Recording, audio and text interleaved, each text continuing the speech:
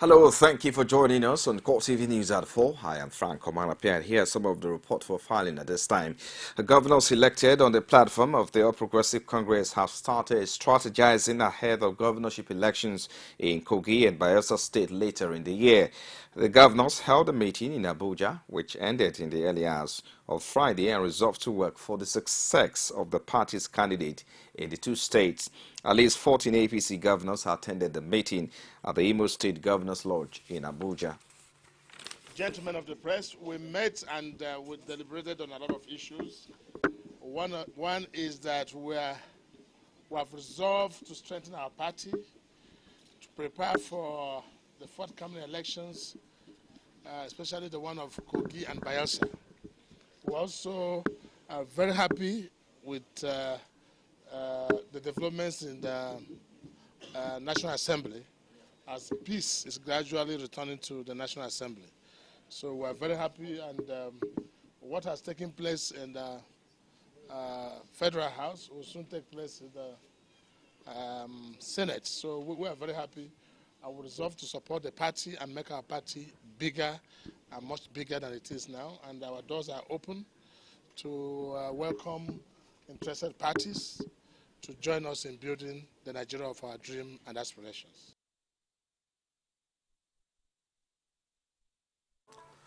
Now, the Federal High Court in Abuja has dismissed suit challenging the People's Democratic Party governorship primaries that produced the Cross River State Governor Ben Anyade. An aspirant in the PDP primaries, Joe Agi, has approached the court asking it to nullify the governorship election on the grounds that Anyade presented a false declaration of age certificate to RINEC. Delivering judgment on the suit, Justice Abdul Kafarati held that the plaintiff failed to furnish the court with enough document to prove his allegation. He therefore dismissed the suit for lack of merit.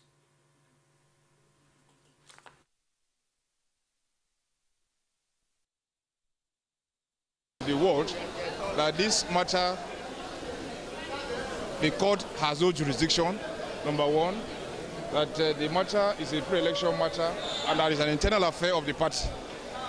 So, number two, that the totality of the arguments that the plaintiff brought, was faulty and have no grounds, and that the court have judiciously dismissed the case.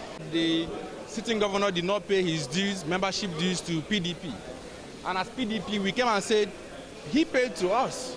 And we cleared him to contest the primary after being satisfied that he has paid all his dues and that he's an obedient member of the party who has complied with all the requirements.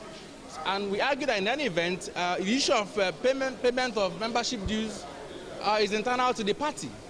The courts do not have jurisdiction to dabble into such affairs. So if the parties have said, fine, we are satisfied with what a candidate has done and that he has paid his dues to us and we are okay, we want to allow him to contest the primary, that's fine now. It's not for the court to dabble into such issues and start making findings. Now, the Court of Appeal has set aside a decision of the National Assembly Election Petition Tribunal in Kogi State to strike out the case filed by Senator Smart Adeyemi of the People's Democratic Party against the election of Senator Dino Melaye of the All Progressives Congress.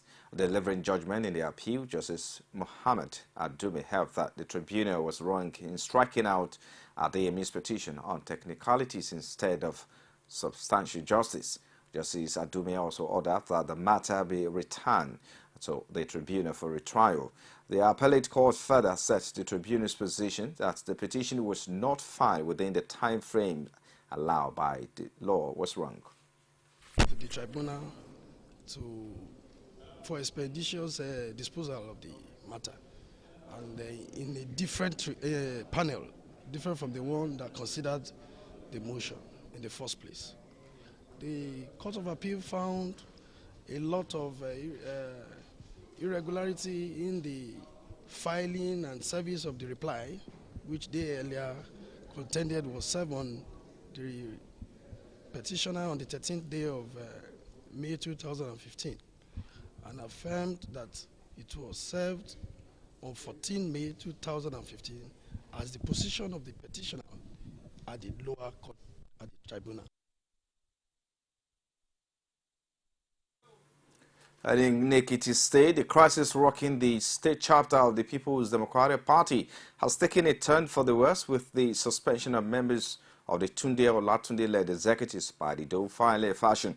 A correspondent, Rashid, has the rest of the story. State Secretariat of the People's Democratic Party in Ado-Ekiti again came under tight security very early in the morning, catching many by surprise. Just before midday, the reasons for this became apparent, with the secretary of the Olatunde-led faction, Tope Aluko, crying out over what he described as an illegal act. He condemned the statement read on the state-owned media outfit. For Comrade Valeye and the purported Jackson to now go on the air and start saying that they suspended 4 SWC members, I think that's a deliberate attempt to destroy the party. One, the suspension cannot be done outside NWC. The suspension cannot be done outside SEC. But I want to assume that that is still their faction talking. But in a swift reaction, the Faleye-led faction says it has been recognized by the national leadership while spelling out disciplinary measures against the RM members. Those people's petitions have been received by the party should be suspended pending the inauguration of disciplinary committee, and the motion was unanimously agreed. While the Faleye-led faction says it enjoys the backing of the National Working Committee, Tope Aluko, another suspended official, says it's a figment of the imagination of the members of the Faleye-led faction. Of Comrade Faleye and his faction to now go about saying that they have suspended half of SWC in Ekiti, then that means there's a problem. And it means there's a problem coming towards PDP. And we will not run away from it. We will not run away from it. There is no any faction. The NWC deliberated on the state of the party in Ekiti State and resolved that it only recognizes the state ESCO led by Chief Idowu Faleye. While this continues to play out, the level of tension rises by the day in the PDP in Ekiti State. Rashid, CoreTV News, Ado-Ekiti. A former member of Adamawa State House of Assembly and a delegate to National Constitutional Conference, Mr. Bobo, and the notorious drug baron Bapa Madu of Nguroretan have been sentenced to 7 years imprisonment each by Justice Balikisu Bello Aliyu of the Federal High Court sitting in Yola. They were both arrested by officials of the National Drug Law Enforcement Agency in connection with unlawful possession of illicit drugs, which is in violation of Section 19 of the NDLEA Act. The former legislator was convicted of illegal possession of 81.9 kilograms of cannabis sativa, while Bapa was found guilty of possessing 61.6 kilograms of tramadol. Justice Balikisu, in her judgment, described the involvement of the former legislator and drug trafficking as a big shame. It's CoreTV News at 4. We'll take a break now. We'll be back with more. Do join us again. I'm going to have naked. That's a sign of protest, saying that things are not good. Women share the most amazing thoughts. When it's close to the time, our people will protest on national issues. That was their own point. That was an accident. That is different. And to do it. Politics is about being a servant. Passionately. Without a woman, there will be no success at all. Sharing the adorable word of women. There are some women who have what it takes. In politics. Margaret Thatcher, Iron Lady. When she's too soft, she's too soft. Only on CoreTV News. You've been watching CoreTV News at 4 live from our Lagos studios. For more information on our news and other programs, like our social media platform, facebook.com/CoreTV News. You can follow at CoreTV News NG.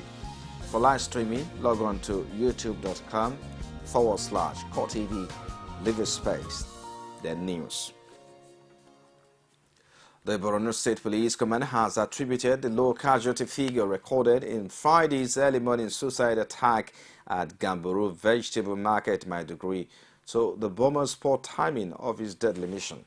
The State Police Public Relations Officer Victor Isuku says that the bomber came early to the market, which normally get busy with trading activities at about 7:30 a.m. in the morning, to wreak havoc in the area. Meanwhile, the Northeast Zonal Coordinator of the National Emergency Management Agency, Mohammed Kana, has confirmed that 6 people died in the attack while 11 others were seriously wounded. He also confirmed that his team responded to the situation and had cleaned up the scene of the attack in conjunction with security agents. Meanwhile, President Muhammadu Buhari said Friday in Abuja that with the formation of a stronger regional coalition, Nigeria and neighboring countries now have an increased capacity to deal effectively with Boko Haram and other terrorist groups. Speaking at an audience with Mohammed Ibn Chambers, the United Nations Secretary General's Special Representative and head of the United Nations Office for West Africa, Buhari reaffirmed his belief that the full activation and deployment of the multinational Joint Task Force, which has been established under the auspices of the Lake Chad Basin Commission, will lead to the speedy defeat and elimination of Boko Haram. The president added that with the command and control center of the Nigerian military now in Maiduguri, Borno State, the morale of troops and the frontline state had improved significantly. Against the background of upcoming elections in Cote d'Ivoire, Guinea, and Burkina Faso, the president also called on the United Nations to assist African countries in the acquisition and use of innovative technologies to ensure more credible elections, recalling that in the last general elections in Nigeria, the Independent National Electoral Commission used smart card readers to authenticate prospective voters. President Buhari observed that while Nigeria could afford the use of such technology in its elections, other African countries may require support and assistance from the international community. And our spokesman, Major General Chris Olukolade, is set to bow out of office after 2 years as Director of Defense Information. He is to be replaced by Colonel Rabiu Abubakar, who is to hold the office in acting capacity pending the appointment of a substantive defense spokesman. A military statement indicates that General Olukolade will be handed over to his successor next week. He was to have retired in November last year, but the military authority asked him to stay on until this year. An end may have come to the Ebola epidemic that has raged in West Africa, killing thousands of people with an Ebola ticks vaccine, which provided blanket protection in a field trial in Guinea. The serum was 100% effective after a week in more than 7,600 people inoculated, according to results published in the Lancet and hailed as extremely promising by World Health Organization Chief Margaret Chan. The world was on the verge of an effective Ebola vaccine, the UN's health agency said in a statement. Though encouraging, the results are interim and the vaccine will now become immediately available as a community-wide Ebola Shield expert cautioned. About 28,000 people have been infected in Guinea, Sierra Leone, and Liberia since late 2013, according to the WHO. Nearly half have died, even as some believe some other cases were not accounted for. Now, the Permanent Secretary in the Federal Ministry of Health, Linus Awuti, has officially launched the national policy on viral hepatitis as part of activities commemorating the 2015 World Hepatitis Day in efforts to join the global community in preventing and effectively managing hepatitis.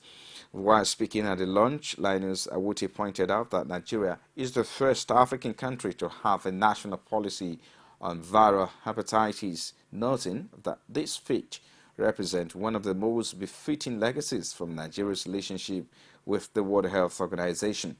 He also informed that a national technical working group has been constituted to provide technical assistance to the program, while stressing that the impact of hepatitis caused partly by commonly practiced human activities has made it important to act now so that Nigerian citizens can be protected from the disease.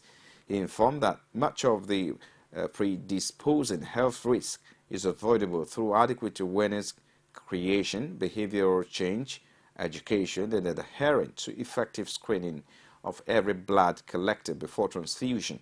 Former Head of State Yakubu Gowon thanked the ministry for inviting him and his center to partner with the ministry to combat hepatitis scourge. He also commended the ministry for eradicating guinea worm, polio, and Ebola. And our wife of the immediate past governor of Lagos State, Abimbola Fashola, has called on youth to explore possible avenues that enable them to contribute positively to the society. Our correspondent Abiola Oluwole was at the workshop organized for Nigerian youth by Leadership Empowerment and Resource Network, a non-governmental organization of the former First Lady. Finding a lasting solution to the rising unemployment rate in the country has become a mirage for government. The interactive session, according to Abimbola Fashola, is to engage youth on the need to explore creative ways that make them self-independent rather than seeking the proverbial white-collar job. Fashola also enjoined them to always contribute to the development of the society, irrespective of their social status. Wherever you find yourself, you are the leader of that place. Try as much as possible to make it better than how you met it. And that's why I said I want to ignite something in them to show them that wherever you are in the world, you are a leader. You can always see something that is not going well or something that is going great and you want to contribute to your own quota. So it's not negative, it's positivity as well. You could contribute into it. Speaking on the topics entrepreneurship and public speaking skills, a former commissioner for commerce in Lagos, Shola Uwuru, and public speaker Niyi Adesoya told participants that research, planning, and determination are key to achieving their vision in life. You don't just wake up one day and say, oh, I don't have a job, so I'm just going to be an entrepreneur and that's it. You must have a certain mindset. You must be ready to take the risk. You must be able to, you must have a plan to say this is what I want to go for. And you must be totally committed to that purpose. We've always had a challenge with our leaders not communicating with us. And that could basically mean that probably they don't know how to communicate with us. And then you see speeches of Western leaders who are doing very well with their speeches, and then you see our own people here who are not doing that fantastically well. Then you look at it, what's the difference? The difference is actually catch them young. They started from a young age, and then one of the benefits of this will be that everybody, whatever you are, any position you are, you will be able to communicate your ideas effectively to whoever you're leading or whoever you're following. And that's one of the best things that would benefit from this. Participants speak on the benefit of the program. Government needs to come into this, find a way to blend what we have done today and scale it up so that more persons in the society can benefit from this. Very measurable if you measure the impact. The Leadership Empowerment and Resource Network, LEARN, is a project of Abimbola Fashola, poised at mentoring secondary school students and young graduates in the society. Abiola Oluwole, CoreTV News, Lagos. Now, the police authorities have ordered a clampdown on unregistered taxi cabs plying the road of the Federal Capital Territory. Inspector General Police Solomon Araza said the directive would take effect in 2 weeks' time. He urged all taxi drivers within the capital city to register with the National Union of Road Transport Workers or risk being arrested by the police. Araza gave the warning when the leadership of the union paid him a courtesy call in Abuja.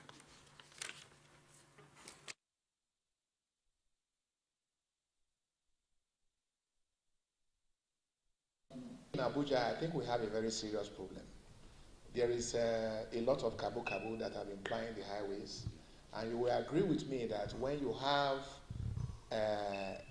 issues of insurgency that like we have in this country, it could be very, very dangerous.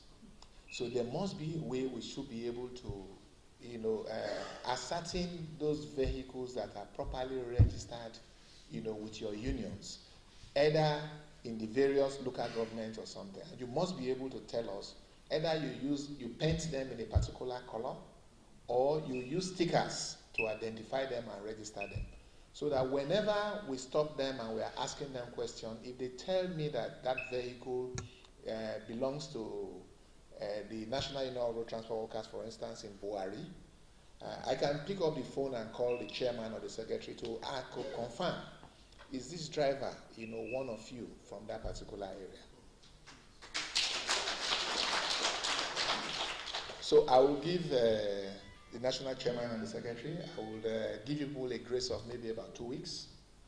After 2 weeks, we'll start clamping down on all vehicles that plies the highway in FCT without proper identification, because we will not allow the Notable among such achievements include the recent order for the immediate dismantling of all roadblocks nationwide and their replacement with police patrol.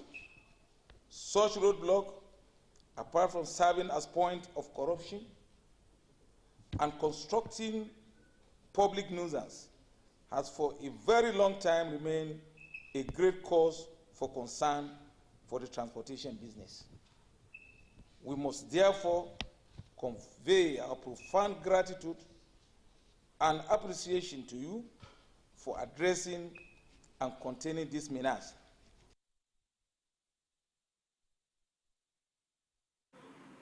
You're still watching CoreTV News at 4. We'll take another break. We'll be back with business and stories outside Nigeria. Stay with us. You can now watch CoreTV News live from anywhere in the world on our website, www.coretvnews.com. Click on Live TV on our website and watch us live. And welcome to CoreTV Primetime Days. To follow us on Twitter, click on Twitter icon on our website. On Facebook, click on the Facebook and YouTube to see all our previous news production. You can also watch us live on YouTube. Click CoreTV, leave a space, then News. CoreTV News, our 24-hour news station. And in business, the Nigerian Electricity Regulatory Commission has agreed with the Manufacturers Association of Nigeria on the need for a framework for the creation of microgrid for industrial clusters across the country. Rising from a meeting held at the Commission's headquarters in Abuja, both organizations have set up a committee that will address the challenges posed to industrial productivity and the country's broader economic goals and how to dedicate small grids connected to large distribution grids to industrial cluster. Speaking at the meeting, the chairman of Nexam Amadi said Vice President Yemi Osinbajo had been briefed on the objective of the meeting, which is to make power available to industrial clusters in a reliable and quickest possible approach. Options being considered entail an arrangement to upgrade licenses of captive electricity generators with excess capacities to supply firms within their vicinity through commercial arrangements that would be jointly beneficial to the electricity distribution companies and the industries. And our President Muhammad Buhari has appointed Mohammed Kari as the Commissioner for Insurance and Chief Executive of the National Insurance Commission. Mohammed Kari's appointment, which is for a term of 4 years in the first instance, takes effect from Friday, July 31, 2015. The new Commissioner for Insurance started his career with Royal Exchange Assurance in 1979. He later worked with Yankari Insurance Company until 1989 when he was appointed Executive Director in Niger Insurance PLC. Now, following the continued sale of petrol above the stipulated pump price by some marketers, the Department of Petroleum Resources has said it will engage law enforcement agencies like the police, pipelines and product marketing company and the petroleum products pricing regulatory agencies to stop them. The agency said it has set up a special task force on the supervision and monitoring of products sold from depots with powers to undertake the sale of products from the depots. The task force, it noted, will liaise with the police, PPMC and the PPPRA. The department said in a statement on Thursday that its action resulted from a meeting held with all stakeholders in the downstream sector of the petroleum industry a day earlier. The meeting, it noted, was summoned to convey the government's displeasure at the legal sale of petrol above the stipulated pump price of 87 naira per litre and the long queues of motorists at the filling station. Still in business, the federal government is losing about 475 billion naira yearly to the non-implementation of the Stamp Duties Act, the Nigerian Postal System has said. In an interview with newsmen in Abuja, the head corporate affairs, NIPUS, Taye Olani, said a survey carried out by the postal agency in collaboration with some private sector organizations shows that the full implementation of the Stamp Duties Act could put 475 billion naira into the coffers of government on an annual basis. The Act, which was last reviewed in 1955, requires that agreements and receipts detailing a transaction or the other should be sealed with a adhesive postage stamp. Olani said the gradual neglect of the law over the years had robbed the federal government and the postal organization a principal source of revenue. And outside Nigeria now, hundreds of mourners have attended the funeral of the 18-month-old Palestinian baby killed in an arson attack in the occupied West Bank, as Palestinian leaders condemn Israel's policy on settlement and dupe the attacks as war crimes. Family members buried Ali Saad on Friday afternoon as his 4-year-old brother and the parents, both in extremely critical condition for major burns, recovered at an Israeli hospital. Several thousand people also took to the street in Duma village, the site of the attack, for the funeral of the baby, whose body was wrapped in a Palestinian flag. Israeli troops shot and wounded one protester during clashes in the city of Hebron, the army said. Palestinian Authority President Mahmoud Abbas says the Israeli Prime Minister Benjamin Netanyahu's settlement policy is to be blamed for the attacks in the West Bank. The Hamas government in Gaza has also condemned the latest incident and called for a day of fury in response to the relentless Zionist assault on Jerusalem and the murder of toddler Ali Nablos. According to the UN, there had been at least 120 attacks by Israeli settlers since the beginning of 2015. Israeli Prime Minister Benjamin Netanyahu made a rare telephone call to Palestinian President Mahmoud Abbas, condemning the murder of the toddler and pledging a thorough investigation. Meanwhile, Israel Prime Minister Benjamin Netanyahu has visited the family of the dead Palestinian child who was killed in an arson attack allegedly by Israeli settlers near their homes. Netanyahu, while expressing his condolences to the family of the little boy, says Israel condemns all such acts in its entirety, vying to bring the perpetrators of the crime to justice. 60% of his body is burned. We're doing everything we can to save this young boy, give him a life. His two parents are in other parts of the Israeli health system. We're trying to give them the best treatment to save their lives.